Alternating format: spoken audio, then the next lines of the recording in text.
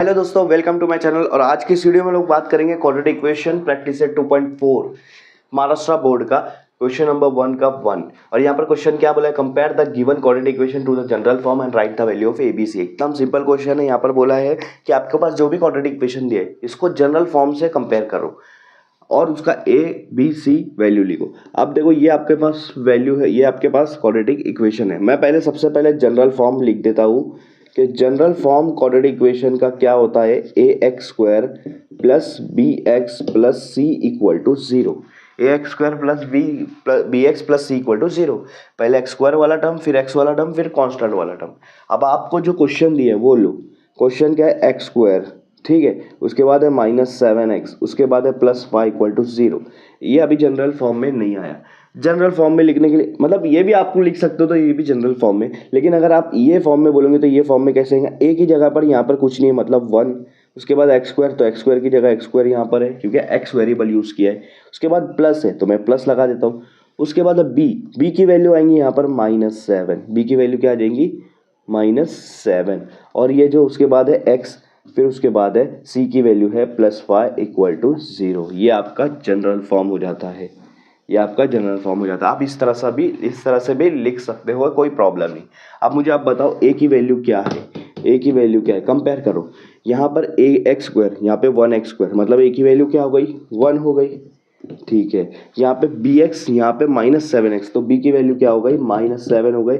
और सी की जगह पर यहाँ पर क्या है, +5 है, तो ये ए की वैल्यू और बी की वैल्यू और सी की वैल्यू आ गई। तो इस तरह से इस क्वेश्चन को सॉल्व करना है। समझ में आया? चलो बढ़ते हैं। क्वेश्चन नंबर 2 है, ठीक है। सबसे पहले इसको जनरल फॉर्म में लिखना है। अब मैं पहले जनरल फॉर्म बता देता हूँ आपको क्या है। जनरल फॉर्म फिर से लिख देता हूँ, वो है A x square plus B x plus C equal to 0, ठीक है। अब आप देखो, ये आपका जनरल फॉर्म में नहीं है क्योंकि जनरल फॉर्म में क्वाड्रेटिक इक्वेशन सारा चीज़ लेफ्ट साइड में लिखा है, राइट साइड में 0। तो आपको पहले इसको जनरल फॉर्म में लिखना पड़ेगा।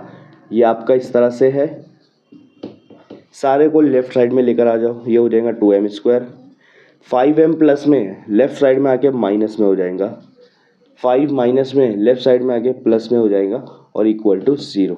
देखो आपका सब लेफ्ट में आ गया, ठीक है। लेकिन आपको मैं उस तरह से लिख देता हूँ ये फॉर्म में, प्लस या -5 बी की जगह पर, फिर m प्लस 5 इक्वल टू 0। ये हो गया आपका जनरल फॉर्म, ठीक है। ये हो गया जनरल फॉर्म। इस हिसाब से भी लिख सकते हो आप। अब ए की जगह पर, यहाँ पर ए की जगह पर 2 आया है। अब आप बोलोगे यहाँ पर स्क्वायर है, एक्स स्क्वायर की जगह एम स्क्वायर आया, कोई प्रॉब्लम नहीं। वहाँ एक्स वेरिएबल है, यहाँ एम वेरिएबल है, सिर्फ वेरिएबल चेंज हुआ है, कोई प्रॉब्लम नहीं। तो ए की वैल्यू क्या है, ए की जगह पर क्या आ गया, 2 आ गया, तो ए की वैल्यू 2 है। बी की वैल्यू क्या आएंगी, यहाँ बी एक्स है, बी की जगह पे क्या आ गया, -y आ गया, तो बी की वैल्यू क्या है, -y। सी की वैल्यू क्या होंगी, सी की जगह पे यहाँ पे +5 आ गया, तो सी की वैल्यू +5। तो ए बी सी की वैल्यू यहाँ पर फाइंड आउट हो चुकी है। आए समझ में? जनरल, ये है आपका क्वेश्चन नंबर 3 और जनरल फॉर्म आपका लिखा है ax square plus B x plus C equal to 0, quadratic equation का जनरल फॉर्म। अब आपको क्वेश्चन को सबसे पहले क्या है, सबको लेफ्ट साइड में लेके आएंगे। 7y प्लस में लेफ्ट में आके हो जाएगा -7y, तो राइट में कुछ भी बचेगा नहीं, राइट में बचेगा 0। ये आपका जनरल फॉर्म में आ गया। इसको मैं इस फॉर्म में लिखूंगा, वाई स्क्वायर वाला टर्म है, ये एक्स स्क्वायर टर्म है। फ़र्क इतना है, यहाँ पे एक्स वेरिएबल है, यहाँ पे वाई वेरिएबल है। वाई स्क्वायर से पहले ए, एक्स स्क्वायर के पहले यहाँ पे ए है, यहाँ पे कुछ नहीं है, मतलब 1 आएगा, तो यहाँ हो जाएगा 1y स्क्वायर। अब वाई वाला टर्म, वेरिएबल वाला टर्म -7 है, मैं प्लस लिख के -7 अंदर करूँगा और फिर y लगा दूंगा। लेकिन c वाला टर्म यहाँ पे है नहीं, तो उसकी जगह पे लग दूंगा 0। मतलब c वाला टर्म क्या है यहाँ पे 0, c की जगह पे क्या है 0 वैल्यू।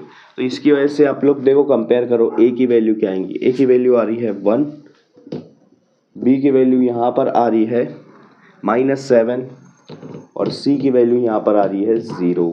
तो ये आपका a b और c की वैल्यू फाइंड आउट हो गई।